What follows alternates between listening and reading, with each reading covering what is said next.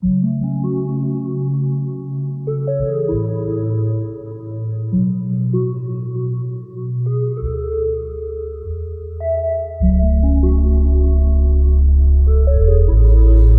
Friends, welcome back to evergreen garden. आज मैं आपको अपने पोर्चुलाका और पर्सलेन में जो न्यू फ्लावरिंग हुई है, आज की मॉर्निंग में मैं आपको वही दिखाने वाली हूँ। अभी सुबह के 9:20 हो रहे हैं और आप देखो बालकनी में कितनी सारी फ्लावरिंग हुई है और ये कितना प्लीजेंट और कितना सूदिंग सा इफ़ेक्ट देता है माइंड पर सुबह सुबह। स्वागत है फ्रेंड्स आप सभी व्यूवर्स का। आपने भी यदि अपने घरों में लगा रखा है पोर्चुलाका और पर्सलेन, जिसे मॉस रोज़ भी कहते हैं, तो आप ज़रूर शेयर कीजिएगा हमारे साथ अपने एक्सपीरियंस को। ये पिंक सिंगोनियम मैं लेकर के आई थी। ये मैं आपको दिखा रही हूँ। ये बहुत ही छोटे से, आप कह सकते हो 5 इंच से भी छोटा इसका पॉट है और ये बहुत ही अच्छा चल रहा है इसमें। ये देखो फ्रेंड्स, ये पर्सलेन के 2 कलर है मेरे पास, येलो एंड रेड। और ये येलो में फ्लावरिंग हुई है। ये पोर्चुलाका है, हाइब्रिड पोर्चुलाका। इसके बहुत सारे कलर्स आते हैं।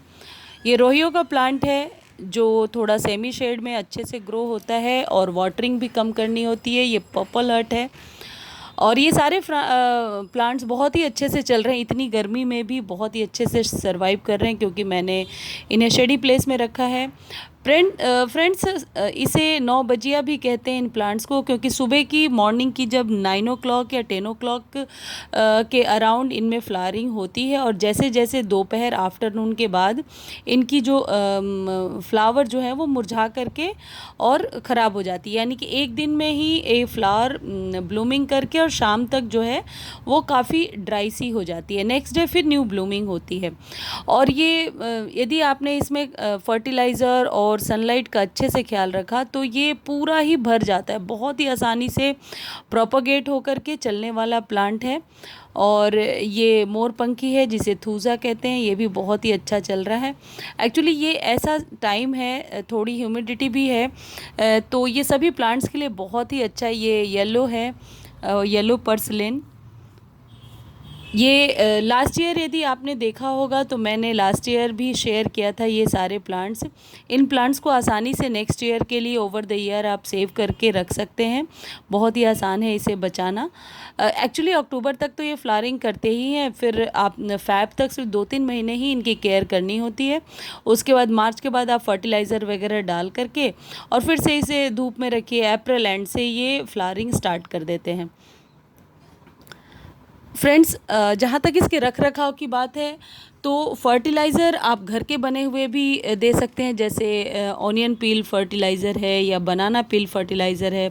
जितने भी फ्लावरिंग प्लांट्स हैं उन पर ये ऑनियन पील और केले के छिलके से बनी हुई जो खाद होती है वो काफ़ी बेनिफिशियल होती है, काफ़ी फ़ायदेमंद होती है। और यदि आपके पास डीएपी है तो आप 4-5 दाने डीएपी के, जैसे 5 इंच का यदि पॉट है तो आप उसमें 4-5 दाने डीएपी के डाल सकते हैं, आधा चम्मच बोन मिल डाल सकते हैं और सरसों की खली। अभी मेरे पास लॉकडाउन में यही तीनों फर्टिलाइज़र है, मैं यही यूज़ करती हूँ। फ्रेंड्स, मॉस रोज़ जो है, सॉरी मैं क्वेश्चन लेना भूल गई। कुछ व्यूअर्स के क्वेश्चंस आए थे कि उनके मॉस रोज़ में अभी तक कोई फ्लावरिंग नहीं हो रही है। तो मैं उन व्यूअर्स के लिए स्पेशली ये बता रही हूँ कि पहली बात तो आप पॉट का चुनाव सही ढंग से कीजिए। जब भी इन प्लांट्स को आप लगाइए, कभी भी बहुत डीप पॉट में लगाने की ज़रूरत नहीं है, क्योंकि इनकी जो रूट्स होती हैं वो कभी भी डीप नहीं जाती। ये आप समझ लो मिट्टी में सिर्फ 2 इंच नीचे तक रहती हैं, बहुत लंबी रूट इसकी कभी भी नहीं होती।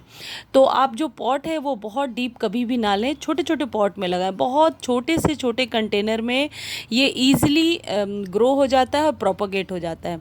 जहाँ तक इसके प्रोपोगेशन की बात है, वैसे तो आप कहीं से एक छोटी सी कटिंग लीजिए और जस्ट मिट्टी में प्लेस कर दीजिए, ग्रो होना शुरू हो जाएगा। लेकिन उसमें फ्लावरिंग होने में थोड़ी देर होती है। तो आप एक चीज़ कर सकते हैं कि जड़ों से इसे डिवाइड करें। आप मेरे लास्ट टू लास्ट वीडियोस यदि जाकर देखेंगे मेरे चैनल पे तो मैंने उसमें बताया है कि किस तरीके से मॉस रोज को जड़ों से डिवाइड करके प्रोपोगेट किया जा सकता है। तो ईज़िली आप इसे प्रोपोगेट भी कर सकते हैं। और ट्राई कीजिए कि सुबह की जो सनलाइट होती है वो आपके सभी प्लांट्स को ज़रूर मिले। और इन प्लांट को, क्योंकि 9 बजिया इन्हें बोलते ही हैं, सुबह की मॉर्निंग की जो सनलाइट है वो इनके लिए बिल्कुल विटामिन की तरह काम करता है, इसलिए सुबह की सनलाइट बहुत ज़रूरी है। ये बेला है, मोतिया जिसे कहते हैं, इसमें भी आज फ्लावरिंग हुई है, मैं इस पर अलग से वीडियो बनाऊंगी। ये देखो फ्रेंड्स, ये रेड है और यदि इसको मैंने हटाया नहीं सुबह की फ्लावरिंग को, तो इसमें धीरे धीरे सीड पॉट तैयार होना शुरू हो जाता है। तो अभी तो इसकी ब्लूमिंग का टाइम है, इसलिए आप शाम को ज़रूर तोड़ करके हटा दीजिए। मैंने उसको दिखाने के लिए ऐसे ही रहने दिया है। फ्रेंड्स, आपको यदि मेरा वीडियो अच्छा लगता है, प्लीज़ लाइक शेयर और सब्सक्राइब करना ना भूलें। I need your support. Thank you.